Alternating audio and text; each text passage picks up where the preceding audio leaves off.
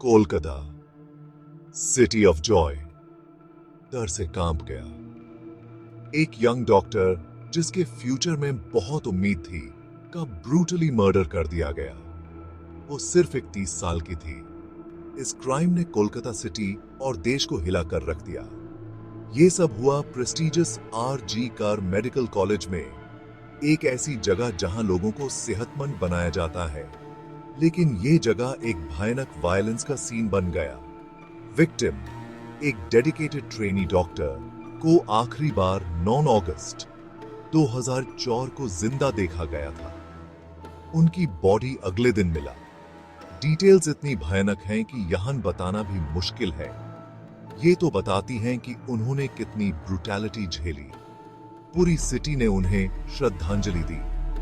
Doctors, nurses और medical students सब shock में थे। वो अपने आप को अनसेफ महसूस कर रहे थे। धोखा मिला था उसी इंस्टीट्यूशन से जिसको उनकी रक्षा करनी थी। शुरू में पुलिस ने बहुत धीमी जांच की, जिससे पब्लिक का गुस्सा और बढ़ गया। इंपॉर्टेंट एविडेंस के साथ छेड़छाड़ की गई। कवर अप की अफवाहें आग की तरह फैल गई। पब्लिक का गुस्सा बढ़ता गया। केस में जवाब की मांग होने लगी। जिम्मेदार कौन था और ये सब कैसे हो सकता है एक ऐसी जगह पर जो सेफ्टी का सैंक्चुअरी मानी जाती है? ये मर्डर एक बड़े मसले का सिंबल बन गया। इसने इंडिया में महिलाओं की वल्नरेबिलिटी को एक्सपोज कर दिया, सपोजिडली सिक्योर स्पेसेस में भी। इसने अनकंफर्टेबल क्वेश्चंस रेज किए उन लोगों की सेफ्टी के बारे में जो अपनी लाइफ दूसरों की जान बचाने में लगा देते हैं। सिटी दुख, गुस्सा और एक अजीब सी बेचैनी से जूझ रहा था। यंग डॉक्टर के मर्डर ने कोलकाता को हिला कर रख दिया। ये सिर्फ एक क्राइम नहीं था, ये एक बिट्रेयल था। पब्लिक का गुस्सा तुरंत और भयानक था। स्टूडेंट्स, डॉक्टर्स और आम लोग सड़कों पर उतर आए। विक्टिम के लिए जस्टिस और अथॉरिटी से अकाउंटेबिलिटी की डिमांड कर रहे थे। प्रोटेस्ट्स फियर और एंगर से भरे हुए थे। अपनी सेफ्टी का डर, खासकर उन महिलाओं में जो हॉस्पिटल्स में काम करती हैं। सिस्टम के फेलियर्स पर गुस्सा जिसके चलते ऐसा घिनौना क्राइम हो गया। मेडिकल कम्युनिटी खासकर डीपली शेकन थी। हॉस्पिटल्स जिनको कभी हीलिंग का हेवन माना जाता था, अब वल्नरेबल लग रहे थे। ट्रस्ट टूट गया था। वो दूसरों की केयर कैसे कर सकते हैं जब उनकी अपनी सेफ्टी खतरे में है? डॉक्टर्स की स्ट्राइक्स डिसरप्टिव होने के बावजूद हेल्प के लिए एक डेस्परेट क्राई थी। वो बेटर सिक्योरिटी की डिमांड कर रहे थे, सिर्फ अपने लिए नहीं, बल्कि उन सभी के लिए जो हॉस्पिटल के डोर से अंदर आते हैं। सिटी एज पर था। मर्डर ने सोसाइटी के उस डार्क अंडरबेली को एक्सपोज कर दिया था जो वायलेंस अगेंस्ट वुमेन से जूझ रहा था। ये एक स्टार्क रिमाइंडर था कि एक बस्लिंग मेट्रोपोलिस के हार्ट में भी डेंजर छुपा हुआ है। सबके माइंड में एक ही सवाल था, अगर ये उनके साथ हो सकता है तो क्या ये किसी के भी साथ हो सकता है? RG कार मेडिकल कॉलेज में हुए मर्डर ने एक सच्चाई को उजागर किया। हेल्थ केयर इंस्टीट्यूशंस की सिक्योरिटी बहुत ज्यादा इनएडिक्वेट थी। हॉस्पिटल, इंडिया के और भी कई हॉस्पिटल्स की तरह, ऐसी ट्रेजेडी को रोकने के लिए इल इक्विप्ड था। सिक्योरिटी कैमरास या तो थी ही नहीं या फिर काम नहीं कर रही थी। सिक्योरिटी पर्सनल बहुत कम थे, उन्हें ट्रेनिंग नहीं थी और अक्सर इंडिफरेंट रहते थे। एडमिनिस्ट्रेटिव लैप्सेस भी उतनी ही निंदनीय थी। स्टाफ का बैकग्राउंड चेक ढीला था। कंप्लेसेंसी का कल्चर था, एक बिलीव कि ये यहां नहीं हो सकता। लेकिन ये हुआ और कॉन्सिक्वेंसेस डेवास्टेटिंग थे। इस इंसिडेंट ने सिस्टम के अंदर के सड़न को उजागर किया। हॉस्पिटल्स जो पहले से ही ओवरक्राउडिंग और अंडरस्टाफिंग से परेशान थे, ने अपने स्टाफ की बेसिक सेफ्टी को नजरअंदाज कर दिया था, खासकर महिलाओं की सुरक्षा को। यह सिर्फ एक हॉस्पिटल की बात नहीं थी, ये एक ऐसे सिस्टम की बात थी जो अपने ही लोगों को प्रोटेक्ट करने में फेल हो गया था।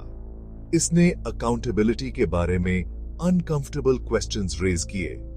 हेल्थ केयर वर्कर्स की सेफ्टी इंश्योर करना किसकी रिस्पॉन्सिबिलिटी थी? और फ्यूचर में ऐसी ट्रेजेडीज को रोकने के लिए क्या स्टेप्स उठाए जा रहे थे? पब्लिक को जल्द ही पता चला कि आंसर्स बिल्कुल भी रीअश्योरिंग नहीं थे। जैसे जैसे पब्लिक का गुस्सा बढ़ता गया, case CBI, central bureau of investigation को दे दिया गया। सीबीआई, इंडिया की सबसे बड़ी इन्वेस्टिगेटिंग एजेंसी, को ट्रूथ अनकवर करने और परपेट्रेटर्स को जस्टिस के कटघरे में लाने का काम सौंपा गया। इन्वेस्टिगेशन थरो था लेकिन स्लो था। इसने नेग्लिजेंस और इनकॉम्पिटेंस के ट्रेल को अनकवर किया। सीबीआई ने बारीकी से एविडेंस को जोड़ा।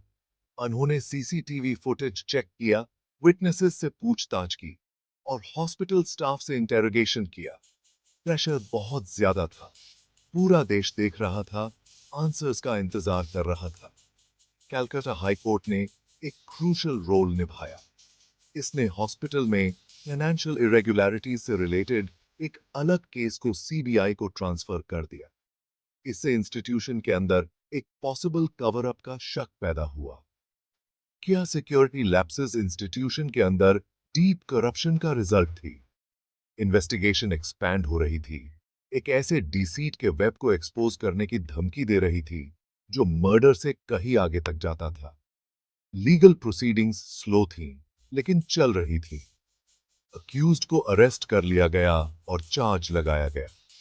ट्रायल जब शुरू होगा तो इंडियन जुडिशरी के लिए एक टेस्ट होगा। क्या ये विक्टिम को जस्टिस दिला पाएगा और सिस्टम में पब्लिक का फेथ रिस्टोर कर पाएगा? पूरा देश अपनी सांसें थामे हुए था। कैप टूज, इस चैप्टर में हम कोलकाता डॉक्टर रेप और मर्डर केस की पूरी जानकारी देंगे। हम घटनाओं की टाइमलाइन, इस केस में शामिल लोगों और कोर्ट में चल रही कार्रवाई के बारे में भी बात करेंगे। साथ ही लोगों की क्या प्रतिक्रिया रही और इस घटना का लोकल कम्युनिटी पर क्या असर पड़ा, इस पर भी चर्चा करेंगे। Gap 1S। यह दुखद घटना जून की एक तूफानी रात को हुई। डॉक्टर अनन्या शर्मा, जो कि एक सम्मानित डॉक्टर थी, अपने क्लिनिक में बेरहमी से मारी गई मिली। शुरुआती रिपोर्ट्स में लूटपाट का मामला बताया गया, लेकिन जैसे जैसे जांच आगे बढ़ी, एक काला और भयानक मकसद सामने आया। Cap 1S। इस केस में शामिल मुख्य लोग हॉस्पिटल के सिक्योरिटी स्टाफ के कुछ सदस्य थे, जिनके बारे में बाद में पता चला कि उनका पुराना रिकॉर्ड अच्छा नहीं है। मुख्य संदिग्ध राकेश मेहता पहले भी हिंसक घटनाओं में शामिल रहा था और वो पीड़िता को जानता था। उसकी गिरफ्तारी इस जांच का एक अहम मोड़ था, जिससे संस्थान के भीतर छल और भ्रष्टाचार का जाल सामने आया। Gap 1S। लोगों की प्रतिक्रिया तुरंत और तेज थी। पूरे कोलकाता में विरोध प्रदर्शन हुए। लोगों ने डॉक्टर शर्मा के लिए न्याय की मांग की। सोशल मीडिया पर गुस्से और पीड़ित परिवार के समर्थन के संदेशों की बाढ़ आ गई। लोकल कम्युनिटी पर इसका गहरा असर पड़ा। कई लोगों ने हॉस्पिटल में सुरक्षा के उपायों पर सवाल उठाए। गैप 1S बेयन एस। जैसे जैसे कोर्ट की कार्रवाई आगे बढ़ रही है, इस केस ने मेडिकल संस्थानों की सुरक्षा व्यवस्था पर एक बड़ी बातचीत शुरू कर दी है। जल्द ही ट्रायल शुरू होने वाला है और न्याय दिलाने के लिए सबकी नजर न्यायपालिका पर है। Gap S. इस केस ने न केवल मेडिकल कम्युनिटी को हिलाकर रख दिया है, बल्कि सिस्टम में बदलाव की तुरंत जरूरत पर भी जोर दिया है। इस दुखद घटना का असर आने वाले कई सालों तक महसूस किया जाएगा, क्योंकि न्याय और जवाबदेही की लड़ाई जारी है। Gap 2S। अगले चैप्टर में हमारे साथ जुड़िए, जहां हम इस केस के व्यापक प्रभावों और देश भर के हॉस्पिटल सिक्योरिटी प्रोटोकॉल्स में इसके कारण हुए बदलावों के बारे में बात करेंगे। गैप 2S देखने के लिए शुक्रिया। इस दिलचस्प केस के अपडेट्स के लिए लाइक, शेयर और सब्सक्राइब करना न भूलें। चैनल देसी टॉक्सिक को सब्सक्राइब करें और बेल आइकन दबाएं ताकि आपको और भी शानदार वीडियोस मिल सकें।